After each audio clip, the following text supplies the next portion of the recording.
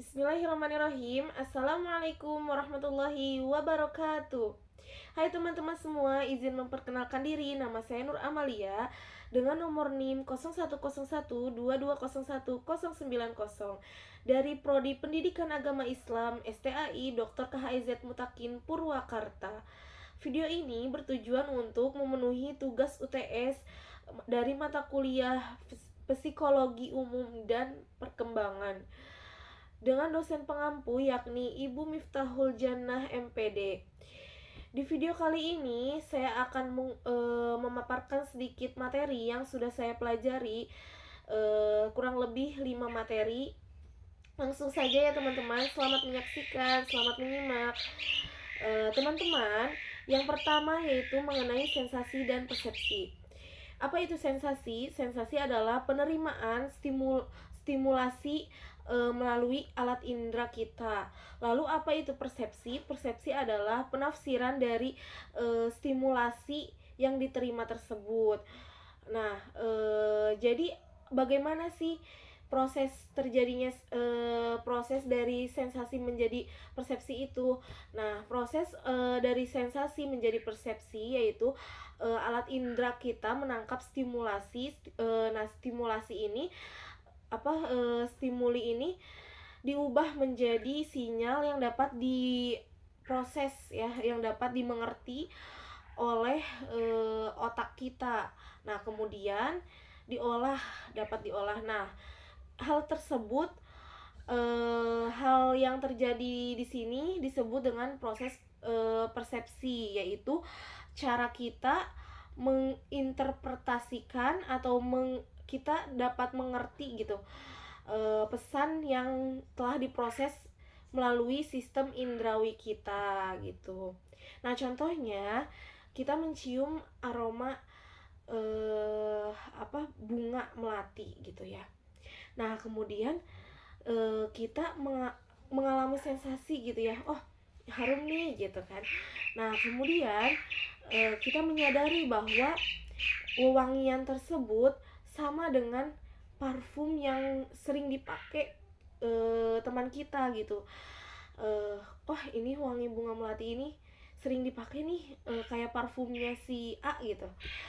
Nah, kemudian disitulah kita mengalami kesadaran. Nah, kesadaran atau interpretasi kita itu disebut dengan persepsi. Nah, begitu teman-teman ya. Kemudian yang kedua yaitu materi yang kedua yaitu mengenai proses pembelajaran.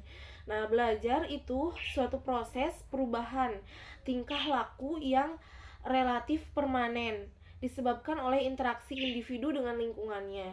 Nah, jika tidak ada perubahan berarti itu belum mengalami proses pembelajaran, karena proses pembelajaran itu belajar itu pasti akan mengalami perubahan.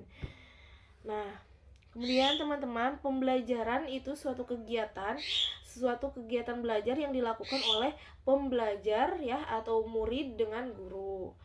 Seperti itu. Nah, kemudian materi ketiga yaitu mengenai teori belajar. Nah, teori belajar di sini ada 3 ya yang saya pelajari. Yang pertama yaitu teori classical conditioning. Nah, apa sih? Ini adalah pembelajaran yang teori pembelajaran yang menggunakan stimulus untuk membangkitkan rangsangan secara alamiah ya melalui stimulus lain. Dalam mengembangkan suatu respon-respon adanya suatu misalkan adanya suatu fobia. Nah, seperti itu. Kemudian yang kedua, teori operant conditioning nih. Teori ini yaitu fokus pada hubungan antara tindakan yang dilakukan dengan konsekuensinya. Jadi ada positif dan negatifnya. Nah, kemudian yang ketiga yaitu social learning. Nah, social learning ini adalah teori belajar yang menyatakan bahwa individu dapat belajar dari pengalaman orang lain, nah, melalui observasi, pemodelan dan imitasi. Nah, Kemudian materi keempat yaitu mengenai kecerdasan nih teman-teman. Nah, kecerdasan adalah kemampuan seseorang untuk memecahkan masalah yang dihadapi. Nah, kecerdasan ini adalah anugerah dari Tuhan yang Maha Kuasa. Karena misal seorang ibu melahirkan 4 orang anak, tentunya dari masing-masing anak ini mempunyai kecerdasan yang berbeda-beda. Jadi bisa dikatakan kecerdasan ini yaitu anugerah gitu dari yang Maha Kuasa ya, dari Allah Subhanahu wa taala. Nah, ada 9 kecerdasan menurut uh, Howard Gardner ya.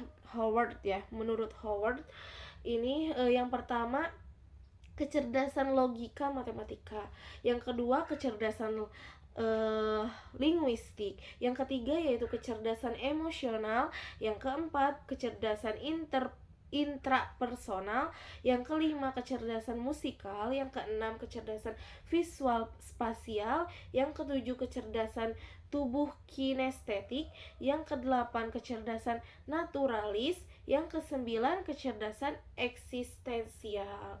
Nah, selanjutnya mengenai materi motivasi ya, materi kelima nih. Apa itu motivasi? Motivasi yaitu daya dorong psikologis yang menggerakkan seseorang untuk melakukan suatu tindakan ya. Adapun teori motivasi salah satunya yaitu menurut hierarki Maslow nih. Menurut Maslow, ia beranggapan bahwa kebutuhan-kebutuhan di tingkat rendah harus terpenuhi dahulu ya sebelum kebutuhan-kebutuhan yang di tingkat tinggi itu menjadi sebuah motivasi. Jadi nah, hierarkinya apa sih? Hierarkinya di sini ada yang pertama yaitu yang paling rendah itu fisiologi seperti makan, minum, nah itu harus terpenuhi dulu ya. Nah, kemudian rasa aman, kemudian sosial, kemudian penghargaan dan aktualisasi diri. Nah, begitulah teman-teman kurang lebihnya ya yang materi 5 materi yang telah saya pelajari dalam pembelajaran atau mata kuliah psikologi umum dan perkembangan ini. Baiklah, itu saja yang dapat saya sampaikan atau saya paparkan secara singkat ya. Mudah-mudahan apa yang saya sampaikan ini dapat dipahami oleh teman-teman semua. Nah, mohon maaf apabila ada kesalahan dan kekurangan dari penyampaian saya tadi. Terima kasih. Wassalamualaikum warahmatullahi wabarakatuh.